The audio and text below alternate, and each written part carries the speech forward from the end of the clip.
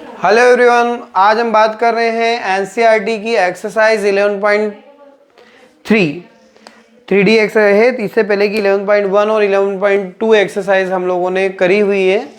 अब 11.3 एक्सरसाइज के अंदर एनसीईआरटी का अब जो क्वेश्चन नंबर पहला दे रखा है उसके अंदर करीबन 3 से 4 क्वेश्चन आपके पास दे रखे हैं। 4 दे रखे हैं ABCD, और उसके अंदर आपको क्या क्या चीजें निकालनी है। आपको बताना है direction cosine of the normal to the plane, plane के डायरेक्शन कोसाइन फाइंड आउट करना है। दूसरी चीज आपको बतानी है कि उसकी ओरिजिन से उसकी डिस्टेंस कितनी होगी।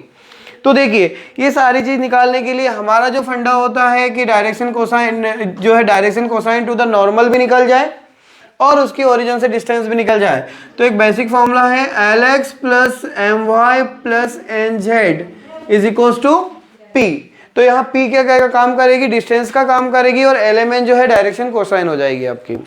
ठीक है, तो सबसे पहले हम लोग इसकी LMN निकालने के लिए एक चीज इसमें निकालना पड़ेगी हमको, normal. Direction ratio of normal. Normal के लिए डायरेक्शन रेशियो क्या होंगे, मतलब coefficient of x। Coefficient of x कितना है 1, कोफिशिएंट ऑफ y कितना है 1, और कोफिशिएंट ऑफ z कितना है 1। तो इस तरह से यदि हम इसके नॉर्मल की बात करें तो ये हो जाएगा आपका a square plus B square plus C square, है ना। प्लेन के अंदर क्या होता है ax plus by plus cz। Okay, ये वाला फंडा होता है। तो यहाँ जो coefficient of x y z होता है ये जो होंगे a स्क्वायर बी स्क्वायर और c स्क्वायर होगा। क्या हो जाएगा 1 का स्क्वायर देन 1 का स्क्वायर देन अगेन 1 का स्क्वायर, मतलब क्या हो गया √3 हो गया। अब क्या करेंगे हम लोग, इसको आप बनाएंगे इक्वेशन नंबर 1। इक्वेशन 1 को पूरी को हम डिवाइड कर देंगे। किससे डिवाइड करेंगे हम लोग, √3 से। √3 से क्या करेंगे हम लोग, इसको डिवाइड करेंगे बाय 1। क्या दे रखा है 1/√3x, 1/√3y, 1/√3z is equal to 1/√3। हमने क्या किया, इसके दोनों साइड में 1/√3 से इंटू कर दिया, डिवाइड कर दिया। ओके, अब यदि हम इसकी कंपेयर कर देते हैं किससे, Lx plus My plus Nz is equal to P से। जब हम इससे कंपेयर करेंगे तो हम देखते हैं कि हमारे पास इसकी डायरेक्शन कोसाइन क्या हो जाएंगे, बताइए। डायरेक्शन कोसाइन 1/√3, 1/√3 एंड 1/√3, और डिस्टेंस कितनी हो जाएगी, डिस्टेंस भी होगी आपकी 1/√3। ओके, तो हमने इसकी डिस्टेंस भी निकाली ओरिजिन से और ये चीज निकाल दी। इसी तरह से एक क्वेश्चन और देख लेते हैं इसका। अब यदि इस क्वेश्चन की बात करें, क्वेश्चन नंबर 2 है, उसमें भी हम इसको कंपेयर करेंगे। इस इक्वेशन को हमने 1 इक्वेशन ले लिया, और जब इसको 1 ले लिया तो अब मुझे बताइए यदि इसमें हम r के निकालेंगे तो बताइए इसका नॉर्मल रेशियो क्या हो जाएंगे। नॉर्मल रेशियोज बताइए 2, 3, -1। तो बताइए इसका जो नॉर्मल वाली कंडीशन से क्या हो जाएगा, क्या हो जाएगा बताइए, √a square plus B square plus C square. क्या हो गया 2 का स्क्वायर प्लस 3 का स्क्वायर प्लस -1 का स्क्वायर। जब इस पूरे को सोल्व किया तो हमारे पास आ जाएगा 4 + 9 + 1 √14। अब क्या करेंगे, √14 को हम डिवाइड करेंगे, किससे डिवाइड करेंगे, पूरी इक्वेशन से, है ना। Now by 1 2/√14 plus 3/√14 minus 1 sorry यहाँ पर x भी आएगा ना, x यहाँ हो जाएगा आपका y 2x 3y, और यहाँ पे कौन हो जाएगा 1/√14, और लास्ट में हो जाएगा 5/√14। अब क्या करेंगे, हम इसकी कंपेयर करेंगे। किससे कंपेयर करेंगे, इसके हम लोग कंपेयर करें। नाउ किससे कंपेयर करेंगे, Lx plus My plus Nz is equal to P। तो बताइए डायरेक्शन कोसाइन क्या होंगे, L equal 2/√14, M is equal to 3/√14 और N इज इक्वल टू 1/√14, वो भी माइनस में। और डिस्टेंस कितनी हो जाएगी, डिस्टेंस कैसे डिनोट करते हैं हम लोग, P से, वो हो जाएगी 5/√14। ओके, तो ये इस तरह से। बाकी एक आध क्वेश्चन बचे हैं, 2 आप खुद करके देखिएगा। नेक्स्ट देखते हैं। देखिए क्वेश्चन नंबर 2 जो है आपका, क्वेश्चन नंबर 2 के अंदर दे रखा है, पहले हम क्वेश्चन देखेंगे एनसीईआरटी का question number 2। Find the vector equation, find the vector equation, find the vector equation. उस डिस्टेंस कितनी दे रखी 7 यूनिट और नॉर्मल टू द वेक्टर दे रखा 3i + 5j - 6k। तो हमारे दिमाग में क्या आना चाहिए कि वेक्टर इक्वेशन क्या होगी। तो इक्वेशन ऑफ वेक्टर इक्वेशन क्या होगी, equation to the plane with the position vector, वो होगी आपकी r vector into N cap is equals to D. ये वेक्टर इक्वेशन होती है। अब ये मतलब ये ध्यान रखना है आपको कि r vector into dot N cap is equals to D. यदि ये चीज अपने को आती है तो हम क्वेश्चन को सोल्व कर सकते हैं। तो पहली चीज हमारे पास एन केप क्या है और डी कौन है। तो हम देखते हैं कि हमारे पास एन वेक्टर दे रखा है। क्या दे रखा है हमारे पास, एन वेक्टर क्या है बेटा 3i + 5j - 6k। अब 3i + 5j - 6k से हम लोग इसका मोड निकाल लेते हैं। ठीक है, मोड याद है आपको, a² + b² + c²। अभी करा था हमने से, तो इससे इसकी वैल्यू हो जाएगी आपके पास 9 + 25 + 36 कितना हो जाएगा √70। ये आ गया। तो इससे हमारे पास एन कैप निकल जाएगा। एन कैप क्या हो जाएगा 3/√70i + 5/√70j और लास्ट में हो जाएगा -6/√70k। ये हो गया। अब इक्वेशन का फॉर्मूला क्या है, अब हम इक्वेशन के लिए क्या करेंगे, नाउ डी भी हमारे पास दे रखा है, डी इज ऑलरेडी गिवन, क्या दे रखा है डी इज इक्वल टू 7 दे रखा है ना। नाउ द इक्वेशन ऑफ, क्या निकालना है, the equation of vector equation of the plane, ये है ना। Now vector equation of a plane, वो क्या थी बेटा, वो थी हमारे पास r वेक्टर एंड और इज इक्वल्स टू डी। अब इसके अकॉर्डिंग हमारे पास हो जाएगा r vector into N cap कौन है 3/√70i + 5j/√70 plus -6k/√70 is equals to 7। चाहे तो हम यहां तक भी सॉल्व कर सकते हैं और चाहे तो इसको आगे भी ले जा सकते हैं। ठीक है, अब आगे चाहे तो हम लोग इसमें क्वेश्चन में तो नॉर्मली हमने वेक्टर फॉर्म में निकाल दिया। अब यदि हम कार्टेशियन फॉर्म की बात करें तो इसको कार्टेशियन फॉर्म में भी हम ले जा सकते हैं। कार्टेशियन फॉर्म में क्या होगा, जहां पर r वेक्टर है तो हम जानते हैं कि r वेक्टर कौन होता है xi + yj + zk, ये होता है। तो हम इसका मल्टीप्लाई करके इसको कार्टेशियन प्रोडक्ट में भी ले जा सकते हैं। इतना करेंगे तो भी सही है, कार्टेशियन में ले जाएंगे तो भी चल जाएगा। ओके, नेक्स्ट देखते हैं। देखिए जैसे कि अभी सेकंड क्वेश्चन में हमने देखा था कि कार्टेशियन फॉर्म में भी अपन ले जा सकते हैं। तो अब ये जो नेक्स्ट क्वेश्चन है, क्वेश्चन नंबर 3, उसमें आपको कार्टेशियन फॉर्म भी ले जाना है। तो कार्टेशियन फॉर्म के लिए मैंने आपको बता दिया, वी नो दैट, क्या जानते हैं हम लोग, r vector is equals to xi + yj + zk होता है। तो इस क्वेश्चन में हम क्या करेंगे, r वेक्टर जहां है वहां लिख देंगे xi + yj + zk into i + j - k is equals to 2। You know very well i dot i 1 होता है, तो x into 1 + y into 1 + z into -1 is equals to 2। तो इस तरह से बनने वाली चीज हो जाएगी 3 इंटू, ये 3 कहां से आएगा, ये x इंटू 1 है ना, x + y - z is equals to 2। खत्म क्वेश्चन, है ना। तो आपके लिए जो दिए गए क्वेश्चन से हैं, बाकी ABC वो आपको करना है। अब आते हैं हम लोग क्वेश्चन नंबर 4। देखिए क्वेश्चन नंबर 4 जो है वो इम्पोर्टेंट है, अधिकतर एग्जाम में आता भी है और खासकर इसमें बड़ी समस्या आ जाती है कि जब बच्चा क्वेश्चन करता है तो उसको समझ में कम आता है। ठीक, तो पहले हम समझ लें। हमारे क्वेश्चन में दे देगा find the coordinate of the foot of perpendicular from the origin. इस प्लेन के ऊपर फुट ऑफ परपेंडिकुलर का ओरिजिन आपको निकालना है। तो सपोज हमारी जो ये इक्वेशन ये है ना, ये प्लेन की इक्वेशन दे रखी है और यहाँ से फुट ऑफ परपेंडिकुलर आपने डाला, इसका पॉइंट कितने ले लिया अपन, ओरिजिन हो गया। इसका फूड ऑफ परपेंडिकुलर मतलब ये वाली चीज निकालनी है। यहाँ पर परपेंडिकुलर है मतलब कितने डिग्री का एंगल बनेगा, 90 डिग्री का। अभी एक लाइन का काम कर रही है यहाँ पे, तो लाइन का काम यदि करेगी तो क्या होगा, इसके लिए ये सारी चीज देख लें। तो सबसे पहले गिवन प्लेन, ये प्लेन है। अब इसका नॉर्मल बताइए, direction ratio of equation number 1 बताइए। डायरेक्शन रेशियो ऑफ इक्वेशन 1 क्या है, क्या है बताओ, 2 3 4। ये नॉर्मल की इक्वेशन हो गई। तो अब इससे मुझे बता दीजिए कि इसका नॉर्मल क्या हो जाएगा। सो 2 का स्क्वायर प्लस 3 का स्क्वायर प्लस 4 का स्क्वायर, सोल्व करेंगे तो 29। देखिए आएगा 29।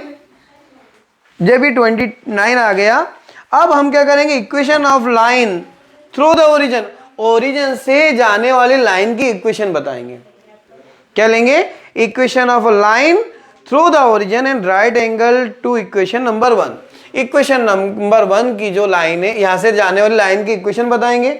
और किससे जा रही है वो, ओरिजिन से जा रही है। तो ओरिजिन से जाने वाली मतलब 0 0 1, और किसके ऊपर बिलोंग करती है, इसके ऊपर।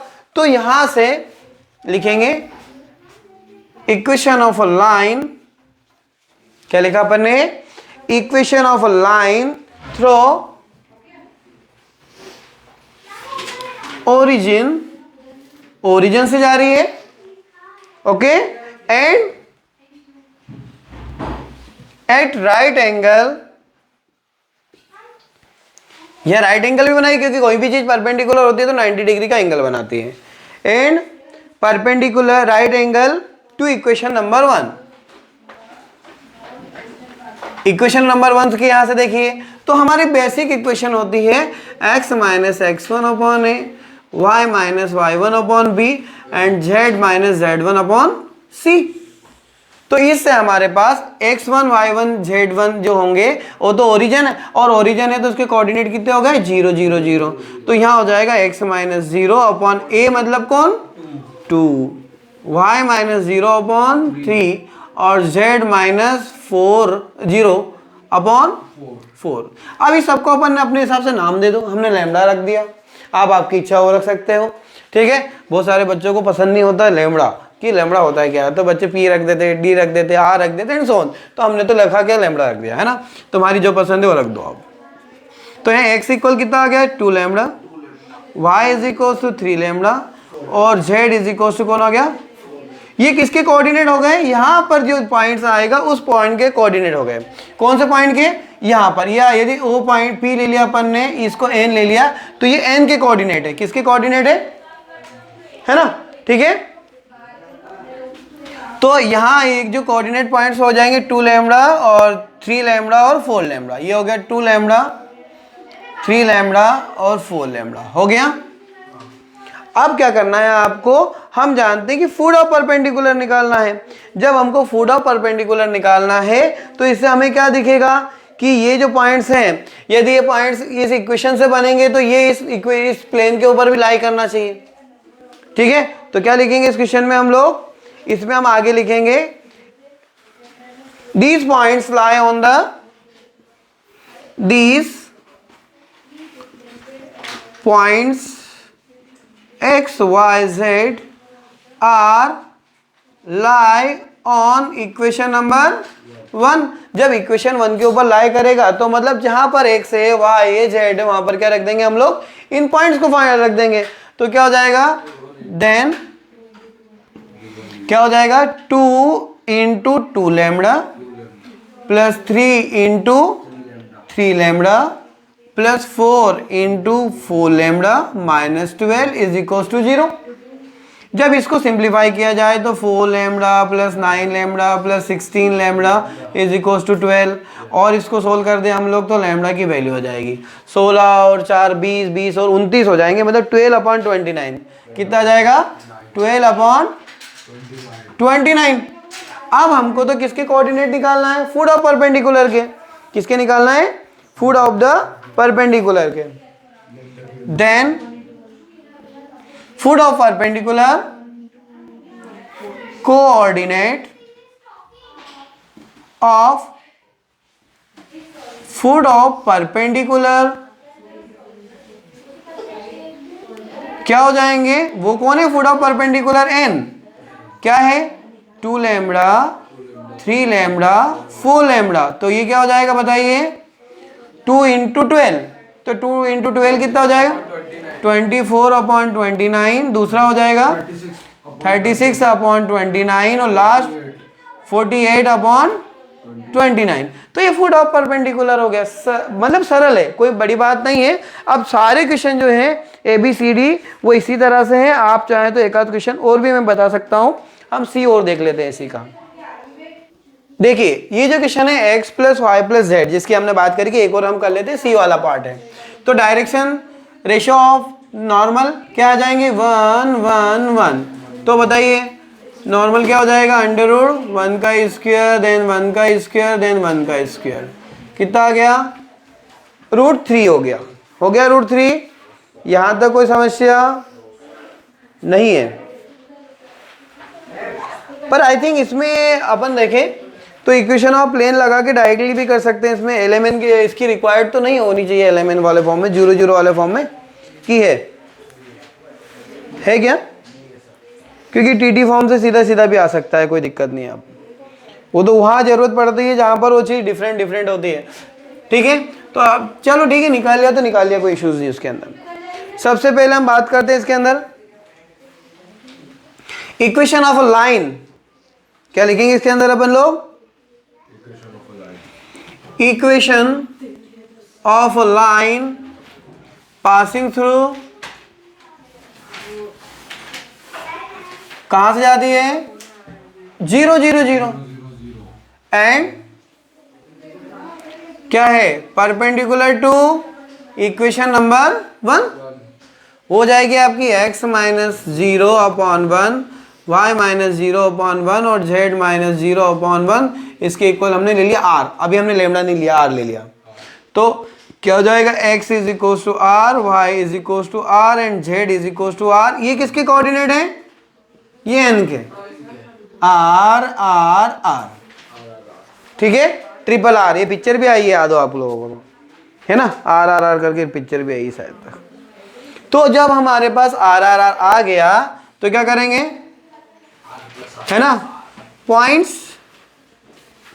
x y z r lie on equation number 1, plane के ऊपर लाई कर रहे हैं। जब इक्वेशन नंबर 1 के ऊपर लाई कर रहे हैं तो क्या हो जाएगा x + y + z = 1 में लिखेंगे r + r + r = दिस, कितना हो जाएगा 3r = 1। तो इससे हमारे पास r की वैल्यू कितनी आ गई 1/3 आ गई। अब क्या करेंगे हम लोग, जब r की वैल्यू हमारे पास 1/3 आ गई तो क्या हो जाएगा ओके तो हमारे पास यहाँ पे r की वैल्यू आने के बाद क्या हो जाएगा पॉइंट्स ऑफ या कोऑर्डिनेट ऑफ द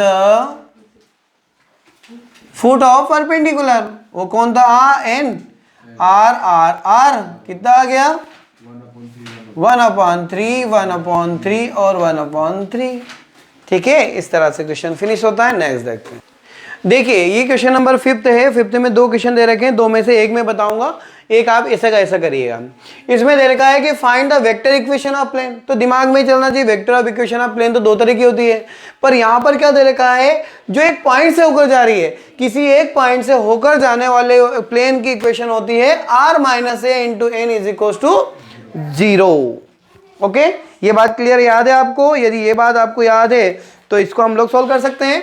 हमारे क्वेश्चन में दे रखा पासिंग थ्रू द पॉइंट्स, किस पॉइंट से होके जा रही है 1 0 और -2, ये क्या कहलाता है पॉइंट, पॉइंट मतलब एक ही वैल्यू हो गई है ना। तो इस क्वेश्चन में देंगे सॉल्यूशन पे हम आएंगे, लेट a वेक्टर = हो गया i + 0j - 2 के, और नॉर्मल टू द प्लेन वो कितना दे रखा है n की वैल्यू वो कितनी है i + j - k। ओके तो कुछ नहीं करना आप, है ना। नाउ